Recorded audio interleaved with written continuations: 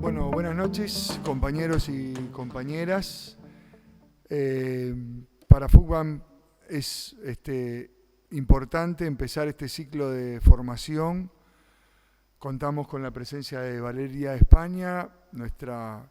compañera y asesora en todos los temas concernientes a la vivienda y la LUC. Saludamos a los compañeros y compañeras presentes y a quienes nos están viendo por streaming y a todos los compañeros y compañeras que eventualmente puedan usar después esta charla para enriquecerse y salir a pelear por el sí. Eso es lo que tenemos que hacer en los próximos meses. Desde FUCBAM, agradecimiento a todos y a reforzar las comisiones barriales pro referéndum y a reforzar las comisiones en las cooperativas por esta conquista que tenemos que hacer cuando efectivamente se haga el referéndum y logremos la victoria del sí. Así que los dejo con Valeria. Muchas gracias. Bueno, muchísimas gracias por la invitación. Es un gusto poder estar aquí y compartir estos minutos de esta lluviosa noche para reflexionar sobre algunos aspectos de la Ley de Urgente Consideración. Claramente la Ley de Urgente Consideración es más que un instrumento técnico jurídico, es un instrumento político. Eso no lo digo yo, lo han dicho diversos catedráticos de la Facultad de Derecho de la UDELAR, como Gabriel Valentín o el profesor Germán Aller. Sería imposible abordar el contenido de la LUC en una hora. Así lo hemos visto en diferentes instancias, porque justamente parte de lo que la caracteriza a esta ley es la diversidad de materias, ¿no? La diversidad de materias que además evidentemente tiene una multiplicidad que obligaría que en esta mesa estuvieran colegas que trabajan temas de derecho administrativo, de derecho penal, de derecho laboral, de derecho procesal. Mi formación está vinculada a los derechos humanos, a la protección efectiva de los derechos humanos, y desde esa clave es que mi presentación va a buscar hacer una aproximación a la Ley de Urgente Consideración para todas aquellas personas que nos ven, que nos acompañan hoy, para poder tener esta introducción de las implicaciones que tiene un instrumento como este, que fue aprobado ni más ni menos que cuando estaba en un punto un punto complejo, la pandemia, que seguimos en pandemia, pero bueno, en ese momento, en abril de 2020, empezó la discusión y no podemos hablar de la Ley de Urgente Consideración sin mencionar aquel 28 de abril, en el cual después de 8 horas y 6 minutos de discusión, se resolvió que se iba a generar una comisión especial para estudiar la Ley de Urgente Consideración. Y por lo tanto nos parece clave retrotraernos a eso, porque más allá que el referéndum y ese sí que se necesita, implica devolverle la voz al pueblo que le fue negada a puertas cerradas en el Parlamento, ni más ni menos, también lo que nos tiene que mostrar es que más allá del artículo por artículo que analicemos, de esos 135 artículos que van a referéndum, no debemos olvidar que esta Ley de Urgente Consideración fue impuesta transgrediendo el orden constitucional. Y eso es un punto fundamental, sobre todo cuando pensamos desde diferentes esferas de, qué rol juega la población, qué rol juega la ciudadanía en la defensa de nuestras instituciones y en la defensa de ni más ni menos que nuestro texto constitucional, ¿no? Entonces, es un primer punto fundamental. En ese sentido, sabemos que,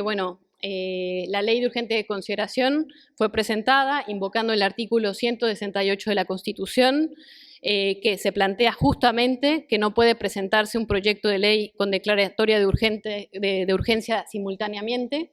El compañero Benjamín Aún decía que es como armar varios proyectos de ley, ponerle una moñita y presentarlo, y eso claramente configuraría lo que se llama,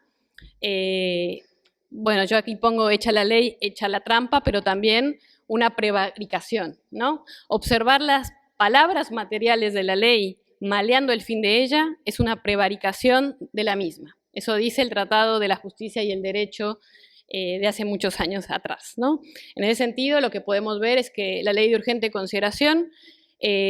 fue una vía con maquillaje institucional, expeditiva, justamente para impulsar modificaciones estructurales mediante el ejercicio abusivo del poder, al tiempo que el procedimiento en sí mismo lesionó gravemente los espacios dialógicos que se esperan en una democracia. ¿A qué nos referimos con espacios dialógicos? Es la posibilidad de poder ser escuchado. Es cierto que la comisión especial que estudió la LUC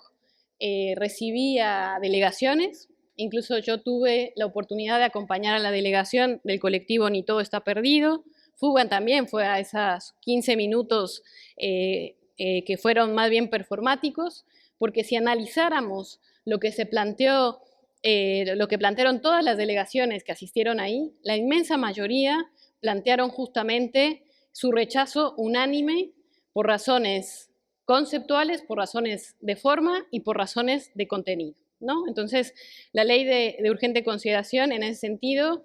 yo en algún momento lo escribía, la ley de urgente consideración es una síntesis de la época mórbida que la vio nacer. Y ese sería el primer punto para considerar, ¿no? Sobre todo cuando incluso vemos que la herramienta que tenemos del referéndum, ese sí, implica también devolver esa voz que fue negada y que incluso es un mecanismo institucional que justamente robustece nuestra democracia y nuestra Constitución, que es darle un lugar a la ciudadanía para controlar cuando se decide sin tomar en cuenta su opinión. Sobre todo, además, por la complejidad que tiene el texto que se planteó. Se habló mucho de la urgencia y, bueno, nosotras podemos ver con claridad que cuando se va desgranando, se va analizando la LUC, que es este librito, en realidad vemos que, en definitiva, de urgente no tenía nada, más que el nombre. En ese sentido, bueno, el alcance de la propuesta de resistencia popular ante la ley, que, como decía, no es meramente un acto legislativo, sino una transgresión del orden constitucional, bueno, hoy está cristalizado en estos 135 artículos que se busca derogar. Obviamente esta charla se enmarca en un ciclo que va a haber, donde seguramente otras colegas, compañeros y compañeras van a abordar otros temas. Por razones de tiempo vamos a ser selectivos sobre lo que vamos a abordar. Sería imposible, como les decía, abordar toda la LUC con la debida atención, y eso la idea es que sí se pueda, es facilitar las instancias para que podamos analizar y para que podamos visibilizar con argumentos por qué esta ley es regresiva, por qué mercantiliza derechos y por qué criminaliza la pobreza. En ese sentido, en primer lugar, plantear algo que también no lo planteamos exclusivamente quienes trabajamos temas de derechos humanos, sino también otros colegas abogados que trabajan en temas de procesal o en temas de derecho penal, que es que la LUC abre la puerta para lo que se llama el Estado gendarme, el Estado policía, ¿no? Y eso es preocupante porque, si bien vamos a hablar sobre cuestiones específicas sobre el tema de vivienda, como decía al principio, la ley de urgente consideración tiene que leerse en conjunto, no solamente por materia, porque de alguna manera ahí es la forma de identificar el espíritu que de alguna manera acompañó a las diferentes plumas, por decirlo así, que redactaron este mamotreto. En ese sentido, bueno, por la parte de seguridad pública vamos a hacer algunas menciones, y también haremos algunas menciones vinculadas a la emergencia de vivienda, que bueno, evidentemente hay un eufemismo porque ya lo vamos a ver con detalle, pero lo que se puede ver es que se habla de emergencia de vivienda, pero en realidad lo que estamos viendo es que se habla sobre todo de desalojos express. Si hiciéramos una nube de las palabras que incorpora la ley de urgente consideración, es desalojo y no protección del derecho a la vivienda. Y por lo tanto es clave, pensando que una verdadera emergencia que tenemos a nivel nacional en Uruguay es el déficit habitacional, que se plantee en términos de urgencia los desalojos express realmente preocupa. Bien. Simplemente para visibilizar, digamos, el contenido de la parte de seguridad, que seguramente en otras instancias como esta vamos a profundizar, o otros colegas otras colegas van a estar acá, es plantear que lo que genera la LUC en su capítulo de seguridad, sobre todo es una ambientación en la cual se habilita la discrecionalidad del actuar de la policía. Y en ese sentido, así como lo planteaba, que un Estado que se constituye un Estado gendarme, en realidad lo que vemos es que la policía democrática no quiere que se construya un Estado policía. ¿Por qué? Porque en realidad acá lo que vemos es que se dan atribuciones y se generan vacíos normativos que dificultan la interpretación para los operadores del derecho, pero a su vez generan vacíos que habilitan la discrecionalidad para que las ciudadanas y ciudadanos de a pie nos veamos en situaciones de mucho riesgo cuando por cualquier situación que la policía así lo considere, se considere que, bueno, que hay un agravio a la autoridad policial, que además se ata, ¿no?, esta idea de la resistencia al arresto, e incluso lo que se llama el gatillo fácil, que tiene que ver con amparar justamente la posibilidad de que una persona de manera desproporcional utilice un arma. Y eso lo vemos también en la parte que se habla de legítima defensa, en la cual confunde los institutos y plantea el concepto de legítima defensa en situaciones específicas donde involucran a miembros de la policía o militares. También lo que vemos en ese sentido que llama la atención es que, bueno, en este contexto se ha puesto en marcha, obviamente, la implementación de la LUC y han salido ya los defensores públicos a manifestar su preocupación, sobre todo porque lo que genera esta situación es que, por cualquier razón, la policía pueda llevar detenidas personas, que evidentemente lo que vemos es que el derecho penal es un derecho selectivo, un derecho que es selectivo en el sentido de que el sistema mismo colapsaría si se persiguiera todos los delitos que sean, digamos, los delitos que la comunidad ha definido que son delitos y que se le ha dado una gravedad determinada, ¿no? Eso es lo que se llama dosimetría penal. ¿Qué es la dosimetría penal? Es decir, una sociedad determina que vale más la propiedad privada que la vida. Eso sería la dosimetría penal, donde podemos ver que obviamente no hay una justificación, pero esta ley de urgente consideración visibiliza eso, ¿no? Visibiliza un valor de la propiedad por sobre la vida. Es algo que no es nuevo, impuesto por la LUC, o sea, evidentemente vemos que existe esta situación desde antes, pero lo que decimos es que la agrava. Y que justamente una de las urgencias es plantear eso, ¿no? Es decir, hay una criminalización selectiva, una criminalización primaria que puede hacer la policía, que es esto de portación de cara, y que nos puede afectar a cualquiera de nosotras y de nosotros, a nuestros hijos también, y que en ese sentido, por alguna situación discrecional, se den casos gravísimos, como los que ya han sucedido hoy, con aquel jovencísimo que murió en el Comcar cuando se le aplicó, digamos, estas disposiciones de la LUC, y donde evidentemente se pudo haber dado una situación diferente, un contexto diferente, si se privilegiara otro tipo de concepciones. Otro tema que preocupa y que sobre todo tiene que ver con este concepto de criminalización de la pobreza, que es la criminalización de la ocupación indebida de los espacios públicos. No hay que olvidar que, de alguna manera, este artículo ya estaba previsto en la Ley de Faltas, que se aprobó en el 2009, pero lo que hace la LUC es que refuerza la apuesta y en realidad también termina afectando de una manera mayor a las personas que se encuentran en situación de calle. Acá de vuelta, ¿no? ¿Cuál es la emergencia? La calle no es un lugar para vivir, ni es un lugar para morir. Eso lo vienen diciendo el colectivo Ni Todo Está Perdido, y lo que vemos es que efectivamente lo que se genera, el contexto normativo que tenemos en Uruguay, y que lo representa ese artículo 14 de la LUC, es que se criminaliza a las personas que no tienen dónde vivir y que muchas veces estamos hablando que es la propia omisión del Estado en garantizar un derecho reconocido en la Constitución, que es el derecho a la vivienda. Y por lo tanto, tenemos el deber de decir, bueno, tener un derecho implica tener también el poder jurídico para decirlo, y también implica la posibilidad de no ser criminalizado justamente porque el Estado no generó las condiciones para que se dieran las posibilidades de acceso a la vivienda.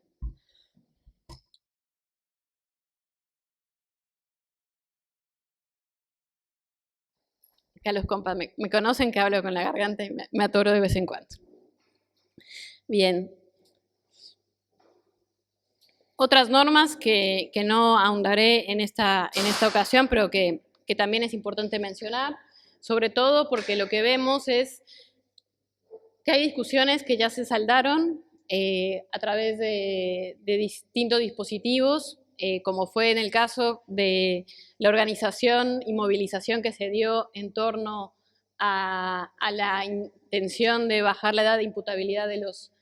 los jóvenes o adolescentes en conflicto con la ley. Y también lo vimos con todos los argumentos que se vertieron cuando se resistió y se dijo no a la reforma propuesta por Larrañaga en relación a su propuesta de vivir con miedo, que justamente se planteó el decir no a la reforma y finalmente la ciudadanía decidió. Y en ese sentido lo que vemos es que esta discusión y estos momentos donde vamos a intercambiar sobre la LUC también renuevan la necesidad de refrendar, de refrescar y de traer a colación los mismos argumentos que se plantearon en aquellas ocasiones, en aquellas instancias, planteando justamente que, sin sacarle el cuerpo, que los temas de inseguridad pública es necesario conversarlos, es necesario buscar respuestas que no sean simplistas. Sabemos que es extremadamente complejo la situación, pero obviamente se necesita una política criminal que pueda incorporar una perspectiva diversa y no que criminalice situaciones como, por ejemplo, también se ha denunciado últimamente, lo han denunciado defensores públicos y también desde el consultorio de la Facultad de Derecho, que es, por ejemplo, la criminalización de mujeres que por un mandato de otras personas han ingresado algún tipo de sustancia, y muchas veces marihuana, que lo que vemos es que se crea un estado de excepción también en la cárcel cuando en realidad la marihuana a determinadas dosis es legal. Entonces ahí lo que vemos es este tipo de dificultades y de otras urgencias y otros debates que de alguna manera la LUC obturó, porque estamos hablando hoy de eso y no estamos hablando de la agenda de las urgencias que precisa Uruguay. Bien. Por otro lado, también vinculado a esto, que se me entreveró acá, vinculado a esto tiene que ver con la discusión justamente de lo que entendemos por la rehabilitación, sobre todo porque a la par de lo que planteaba en su momento a la par de lo que planteaba en su momento el exministro y difunto Larrañaga, lo que vemos ahí es que los institutos de rehabilitación, como puede ser la libertad anticipada, acá se plantea que en determinados delitos eso no va a suceder. Entonces la gran pregunta es, bueno, también, ¿qué se espera como comunidad? ¿Qué se espera de una persona que va a la cárcel, ¿no? Si se considera que no hay mecanismos, ni siquiera el trabajo o la educación son mecanismos también para la rehabilitación. Gracias que se me...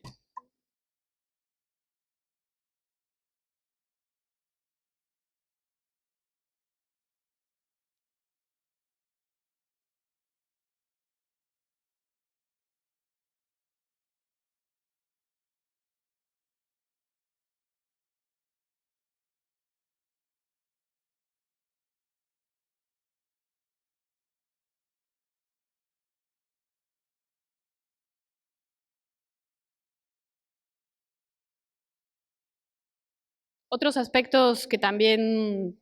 nos preocupan y que es importante incorporar, sobre todo en esta línea de la idea del Estado policial, del Estado gendarme, es también la habilitación y el derecho a porte de armas a militares retirados, y por lo tanto también es algo que tenemos que considerar, sobre todo en este espíritu y en esta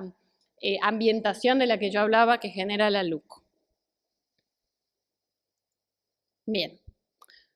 Otro aspecto que elegimos también traer de forma introductoria para mencionar también es la posibilidad que tiene a partir de la LUC justamente de los desalojos en casos de huelga y por lo tanto también esas implicaciones que puede llegar a tener cuando bueno, se habla de alguna manera de ese derecho de la dirección de las empresas y por lo tanto bueno, se desconocen principios claves de la propia OIT, por ejemplo. Entonces, bueno, ahí también entendemos que tiene que considerarse que, bueno, eso también tiene una implicación que tampoco voy a abordar mucho más que esta mención. Ahora sí, bueno, vamos a entrar específicamente al tema de vivienda. Me parecía fundamental plantear esto. Y en el tema de vivienda abordaremos específicamente la sección 9, que es la relativa a la normativa sobre emergencia en vivienda.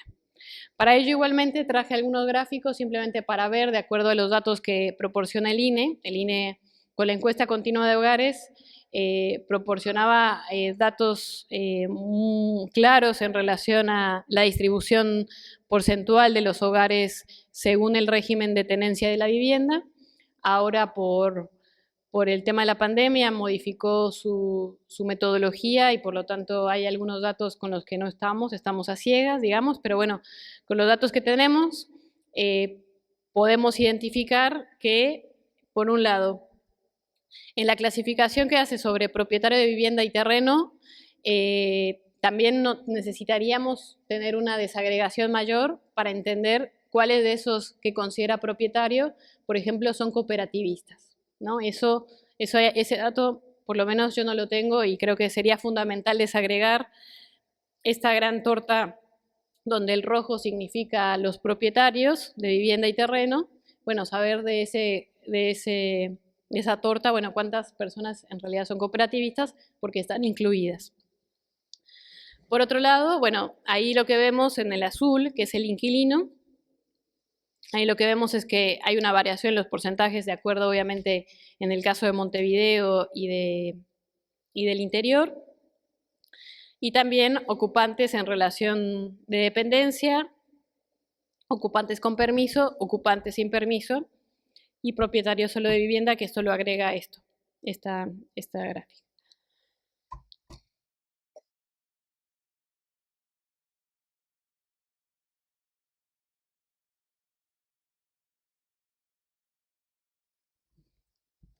Esto es importante plantearlo porque obviamente la gran pregunta cuando hablamos de esto es, bueno, ¿cuántas personas en el Uruguay arriendan? ¿Cuántas personas eventualmente podrían llegar a suscribir un contrato en los términos planteados por la LUC? Porque en definitiva lo que decía la exposición de motivos de la LUC en relación a este tema es: con la normativa proyectada se obtendrá una mayor agilidad en el mercado de alquileres al flexibilizarse los plazos contractuales, la moneda pactada y la ausencia de garantías, dejando que las partes puedan convenir, de acuerdo a sus necesidades y posibilidades, un entendimiento contractual más fuerte y acorde a cada realidad en particular. Como contrapartida, el arrendatario tendrá la posibilidad de desalojar al inquilino en plazos brevísimos, lo cual trae mayor celeridad en el proceso, justicia y economía procesal. Acá la pregunta, bueno, es, esto dice, le decía la exposición de motivos de la LUC, ¿no? El espíritu de la LUC, el alma de la LUC, dice esto, y la gran pregunta es, bueno, ¿qué implica una mayor agilidad en el mercado de alquileres? ¿Qué implicaciones tiene esta flexibilización de plazos contractuales de la que habla? ¿Y qué se refiere a que cuando habla de un entendimiento contractual más fuerte o economía procesal, cuando en realidad lo que vemos es que se impone un nuevo régimen a través del cual se generan plazos brevísimos para el desalojo? Entonces, efectivamente, no hay garantías en el sentido de que, bueno, esto sucede ya en el Uruguay, eso también se ha planteado, ¿no? Que hay situaciones en las cuales se arrienda sin garantías, pero lo que se plantea aquí es que en la medida en la que se decida generar un contrato de arrendamiento en los términos de esta ley, de la ley 19.889, que es la LUC, bueno, lo que vemos es que se genera un proceso, se habilita la posibilidad de un proceso donde además, esa ya es la estructura procesal que tienen los desalojos en Uruguay, que son los procesos monitorios, que quiere decir que una parte no es escuchada, es decir, que lo que se demanda, el juez considera que es así, porque se presupone que existen elementos que lo prueban y que le dan, digamos, le dan la razón a quien promueve la demanda, al actor en este caso, y lo que vemos es que en realidad ahí está muy mediado por la posibilidad de oponer excepciones, y ahí entra otro aspecto que también es de nuestra agenda de las urgencias, que es el acceso a la justicia, ¿no? Entonces, si los sectores que tienen mayores dificultades para obtener garantías, para poder alquilar, a su vez también son los sectores que tienen mayores dificultades para acceder a la justicia y que en un caso de un desalojo que se promueva con esas características van a tener menos herramientas para poder defenderse, ¿no? Entonces lo que vemos es que cuando hablamos de este tema, evidentemente no estamos hablando solamente de materia arrenditicia, estamos hablando de materia de derecho a la vivienda, en la cual un gran porcentaje de la población en Uruguay alquila y por lo tanto y un gran porcentaje de la población se encuentra en riesgo de situación de calle o en situación de calle, ¿no? En riesgo de situación de calle es cuando ya pesa sobre los hombros de una persona la falta de certeza en la tenencia del lugar donde habita o que tiene miedo de que le llegue un cedulón de lanzamiento y por lo tanto, bueno, vemos que la oportunidad que había nos debemos, ¿no? Un gran debate sobre el tema de vivienda, un gran debate sobre reforma urbana, como lo planteó en su momento Fugban y que tiene una gran vigencia hoy en nuestro país. Lo que vemos es que evidentemente esta ley no va a esa situación y simplemente genera un nuevo régimen en materia de arrendamientos sin garantías que se suma a otros regímenes vigentes. Uno, que es el decreto ley 14.219, un decreto ley que significa justamente que fue aprobado durante el periodo de la dictadura en 1974,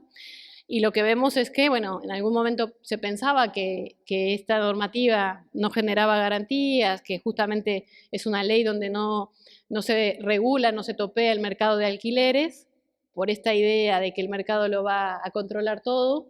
y lo que vemos es que sí podía haber una normativa peor, y bueno, es la que hoy nos convoca y estamos analizando. Después, bueno, también tenemos específicamente el caso de la ley 14.219 también,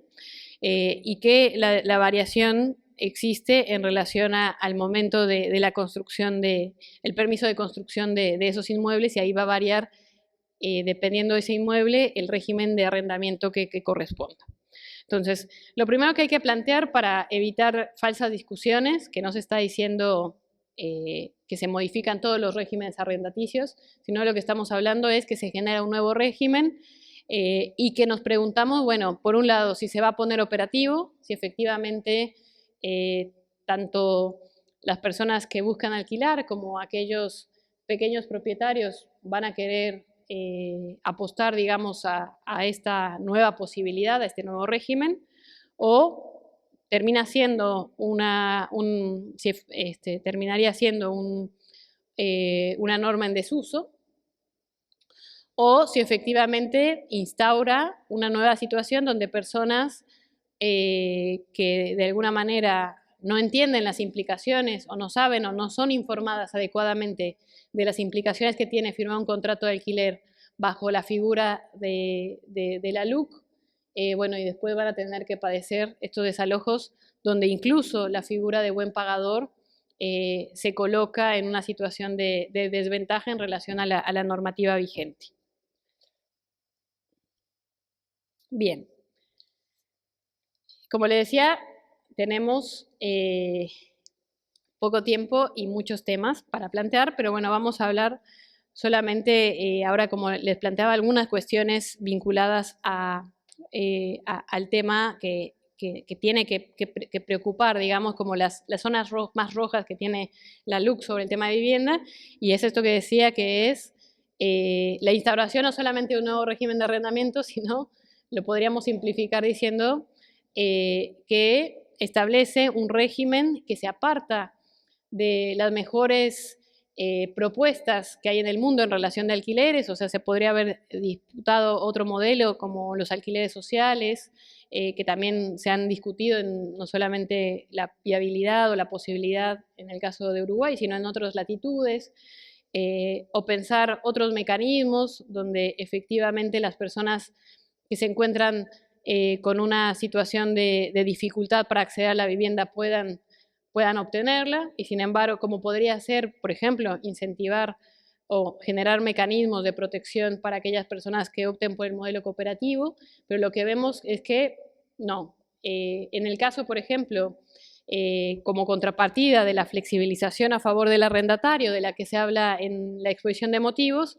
vemos que se consagran plazos brevísimos para recuperar la tenencia de la finca arrendada,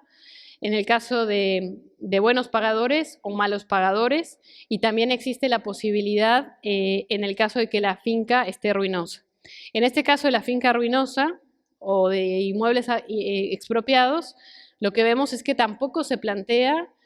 la negativa para que ese inmueble que eventualmente es desalojado,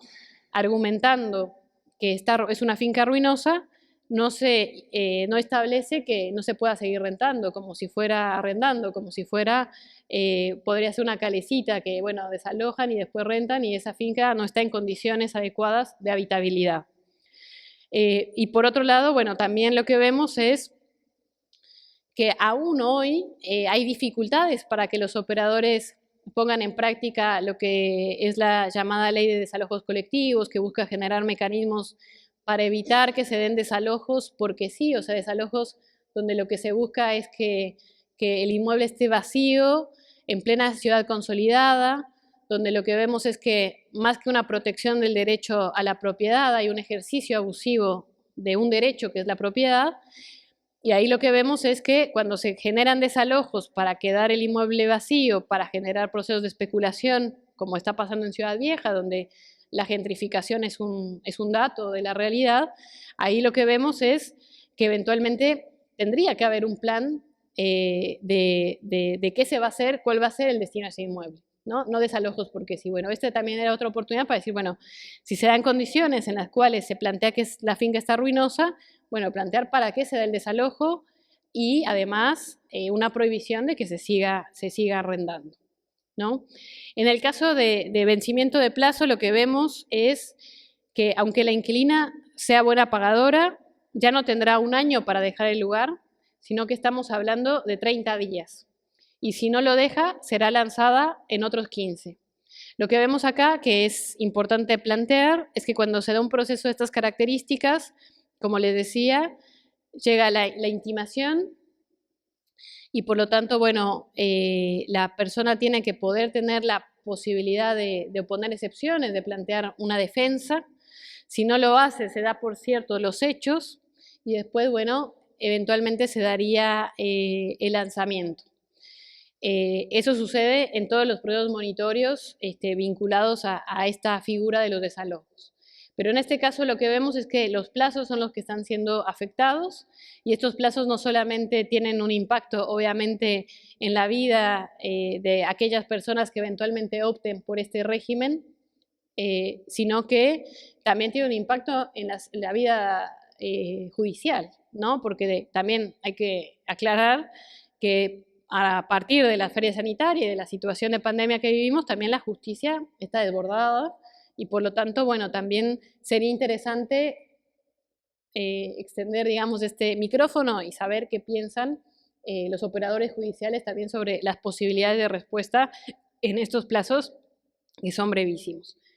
En el caso de lo de desalojo por malos pagadores, lo que vemos es, si un inquilino se retrasa 3 días, el alquiler, que en el contexto que estamos viviendo es grave y es importante generar un punto de reflexión al respecto, ¿no?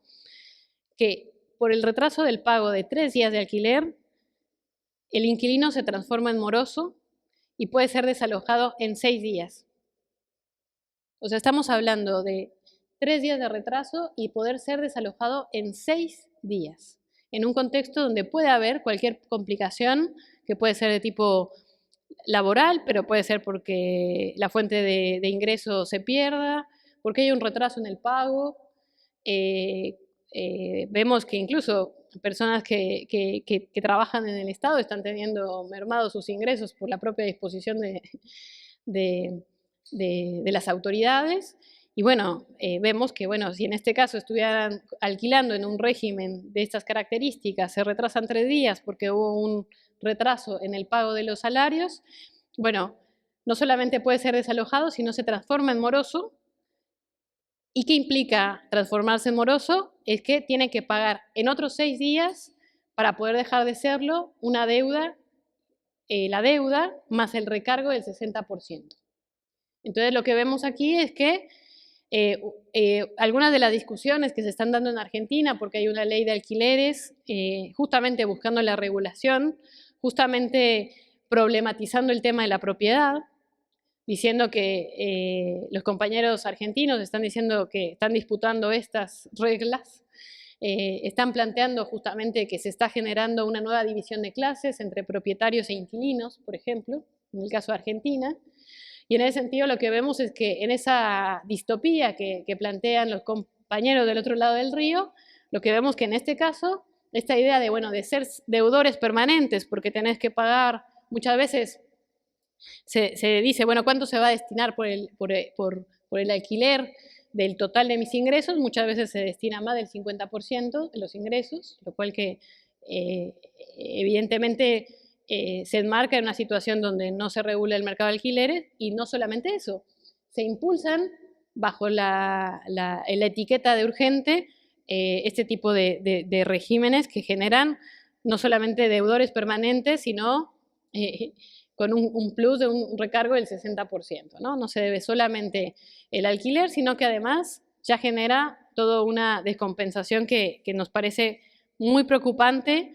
sobre todo porque cuando se aprobó esto no consideramos que no existieron los espacios de discusión adecuados para plantearlo, ¿no? Por más que fueron varias las voces que se levantaron justamente para cuestionar que nunca en la historia del país los inquilinos habían estado más desprotegidos que con este régimen, ¿no? Y es importante mencionarlo. Entonces, si el espíritu de quien pensó que esto era una oportunidad en los términos que yo explicaba anteriormente, utilizando las palabras de la exposición de motivos, lo que vemos y la noticia que les tenemos es que no es una herramienta eficaz para facilitar el acceso a la vivienda de las personas que no disponen de garantías para alquilar, y en eso creo que tenemos que ser categóricos a la hora y categóricas a la hora de defender por qué estamos planteando esto. No es panfletario, hay argumentos de sobra para decir esto no es lo que se necesita, y sobre todo también esta cuestión de generar condiciones donde las mejores prácticas en materia de alquileres del mundo nunca ampararía la posibilidad de un desalojo en 6 días. Nunca. Habría que preguntarle al relator de Derecho de la Vivienda de Naciones Unidas, y si no le gusta, bueno, podemos preguntar al Comité de Derechos Económicos, Sociales y Culturales también, y plantear eso, que además son instituciones que en el ejercicio de la soberanía Uruguay reconoce su competencia y han expresado evidentemente algunos estándares mínimos en relación al tema de la protección del derecho a la vivienda. Entonces, por lo tanto, lo que vemos es que esta previsión de la LUC sobre el tema de vivienda es muy preocupante. Si tenemos que voltear la mirada y tratar de pensar justamente cuáles son nuestras propuestas, cuáles son las verdaderas emergencias, sin duda cuando nos juntamos para analizar esta ley es también una nueva oportunidad para decir, bueno, no solamente decir estamos en contra de estos 135 artículos, o como se dijo otras organizaciones, estamos en contra de toda la LUC, simplemente decir, bueno, se está en contra de estos 135 artículos, pero por razones fundamentadas. De una ley que, como decían diversos catedráticos, no es un instrumento técnico jurídico, es un instrumento político, es un instrumento que evidentemente buscaba ser un marco de actuación de una muy frágil coalición de gobierno, y eso obviamente, más allá de cuestiones de identidad político-partidaria, evidentemente es algo que atenta contra nuestra democracia y contra nuestra propia Constitución, que en nombre digamos, de generar un marco de posibilidad para esa frágil coalición, se decida pasar por sobre el soberano, soberanas, que en este caso somos todas y todas los que de alguna manera habitamos en este país. Entonces, en ese sentido, es fundamental seguir levantando la voz. Ahora mencionamos muy pocos artículos, temas que son complejos, los abordamos al pasar, quizá sin el debido detenimiento, porque obviamente también lo que tiene esto es que tenemos que, quienes elegimos el derecho como una herramienta y una vocación, obviamente también uno de los compromisos más fuertes que tenemos es poder no quedarnos, digamos, en una lectura estrictamente jurídica, sino también entender la naturaleza política de esto, la intencionalidad que tiene, y que no hay una neutralidad, evidentemente, cuando se habla de generar mejores condiciones contractuales, y lo que se plantea es que, simple y llanamente, una persona que se atrasa 3 días en pagar el alquiler se convierte en mal pagador, en moroso y en deudor de lo que debe, más el 60%. Creo que evidentemente ahí no hay neutralidad, hay una mirada miope, si se cree que con eso se puede solucionar el tema de vivienda en el país, y por lo tanto esta discusión y este proceso largo que nos queda por apostar por el sí a esta derogación de la LUC, evidentemente implica que también reforcemos cuáles son nuestras propuestas, cuáles son las miras que debemos tener cuando hablamos de derecho a la vivienda, cómo se materializan esas aspiraciones, sobre todo en un contexto donde se está cuestionando la institucionalidad en materia de derechos humanos, donde se está cuestionando a la institución de derechos humanos, se cuestiona incluso las obligaciones que ha contraído Uruguay en el ejercicio de su soberanía con organismos internacionales que nacen justamente como un mástil para evitar regresiones autoritarias en contextos absolutamente oscuros en nuestro continente, y por lo tanto creo que tenemos que obviamente reforzar no solamente los argumentos contra esta ley de urgente consideración, sino también reforzar los argumentos de cuál es las verdaderas urgencias de nuestra comunidad política. Así que bueno, muchas gracias por el espacio, y bueno, esto no se acaba acá, apenas está empezando, así que bueno, muy agradecida por por estar aquí y bueno, queda abierto para quienes nos acompañan, si tienen algún comentario o incluso quienes están virtualmente quieren acercar alguna pregunta. Muchas gracias.